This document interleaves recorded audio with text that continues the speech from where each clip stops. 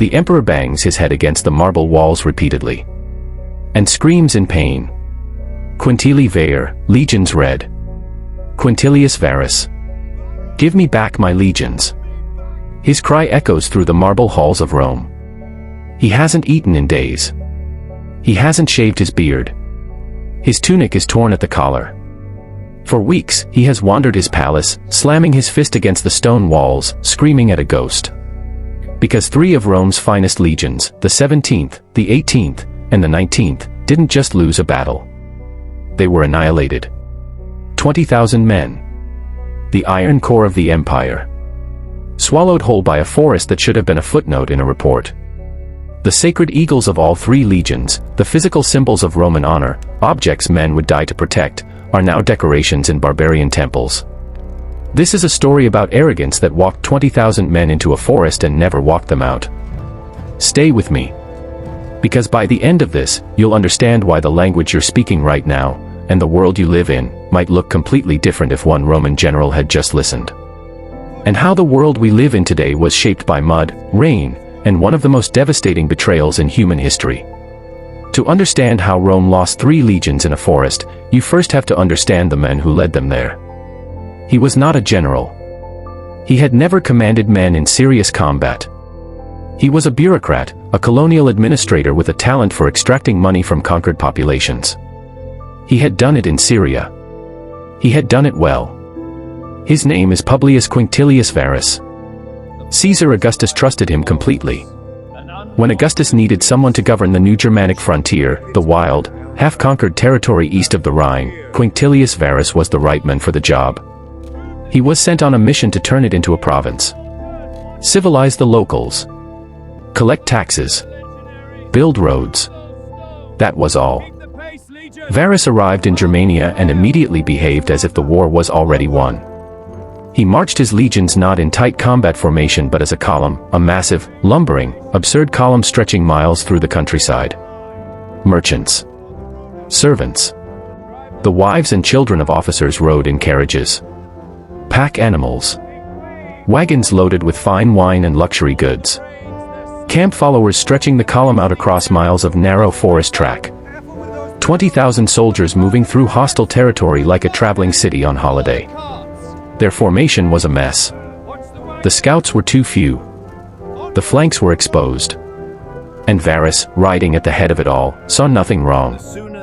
He had been told everything was peaceful. He had been told this by Arminius. Arminius was everything Rome wanted a Germanic tribesman to become. Rome had taken him as a boy hostage from the Germanic Cherusei tribe and turned him into one of their own. He spoke Latin without an accent. Studied Roman military tactics.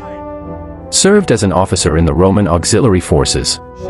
He understood Roman formation drill, the supply logic, the chain of command, the psychology of the legionary mind. He had earned Roman citizenship, and was promoted to the rank of equestrian, the Roman knightly class. But here is the thing about Arminius that makes this story different from every other military betrayal in history. He didn't grow bitter after some personal slight, or defect after a dispute over pay, or switch sides when the odds shifted. He had been planning this for years. Every posting. Every campaign. Every dinner with Roman officers. Every lesson absorbed from Roman military manuals. All of it, filed away. Catalogued. Weaponized. He went home to Germania and he did something no Germanic leader had managed before. He united the tribes. The Cherusei. The Bructeri. The Chauci. He spoke to chieftains who had spent generations raiding each other and convinced them to point their rage in one direction. At Varus. And then he rode back into the Roman camp. Here is the part that should make your skin crawl. Arminius was serving as one of Varus's most trusted auxiliaries during the march into Germania. He ate with him. He advised him on local affairs. He was, by all accounts, charming, helpful, indispensable. While he was feeding Rome into a trap. But someone knew. The night before the march into the kill zone, a rival chieftain, suggests, whose own daughter Arminius had taken against his wishes, went directly to Varus and told him the truth. Arminius is conspiring against Rome. The alliance is a trap. Arrest Arminius immediately, and abort the march. Varus laughed it off. He dismissed it as tribal jealousy. A family dispute. The paranoid ramblings of an old man who didn't like his son-in-law. Days later, a false report arrived at the Roman camp. A minor tribal uprising, somewhere deeper in the forest. Nothing serious. Just a small disturbance that needed a Roman show of force to settle quickly. Varus ordered the column to march. Arminius volunteered to ride ahead with his auxiliary cavalry to scout the route. During the march, Arminius and his co-conspirators asked Varus for permission to leave the column. Their stated pretext was to rally local Germanic allies to support the Roman cause, and they would rejoin the column shortly. Varus, unsuspecting, granted this request. Arminius did not just peel away, he separated under false pretenses to take command of the ambush forces. Now the forest took over. The Teutoburg Forest was not what Romans were built for. No open ground. No sight lines. Just ancient oak and elm so thick the sky disappeared. The brush was packed so dense the column had to compress, single file in places, stretching across miles of track. And then the sky opened. The storm hit without warning. A brutal, Germanic rain, the kind that doesn't stop. Within hours, the track had dissolved into mud. The kind that sucked the boots off soldiers' feet and swallowed wagon wheels to the axle, turning a marching column into a crawling, exhausted mass of men fighting the ground itself just to keep moving. The heavy wooden shields absorbed water like sponges, doubling in weight. Men who had marched 1,000 miles now struggled to lift what they carried. Their bows, held together by animal glue, began to dissolve in the humidity.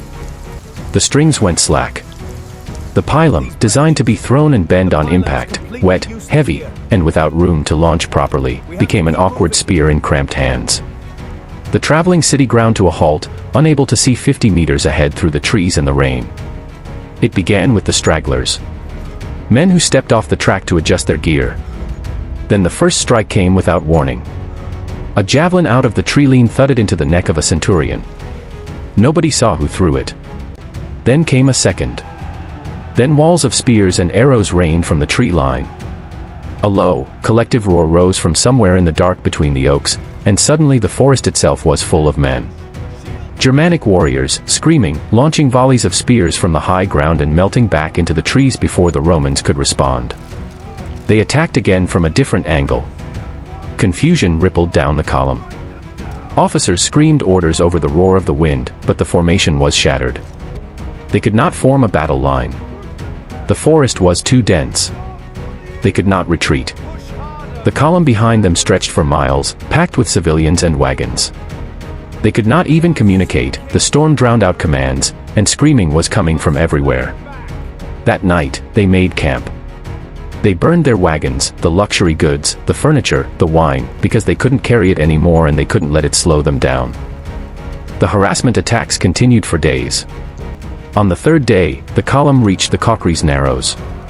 On one side, a steep wooded hill. On the other, the Great Bog, a vast swamp that made escape impossible for heavy infantry. The pass between the hill and the bog narrows to a strip of dry land approximately 220 meters wide. And across that strip, the Germans had built a wall.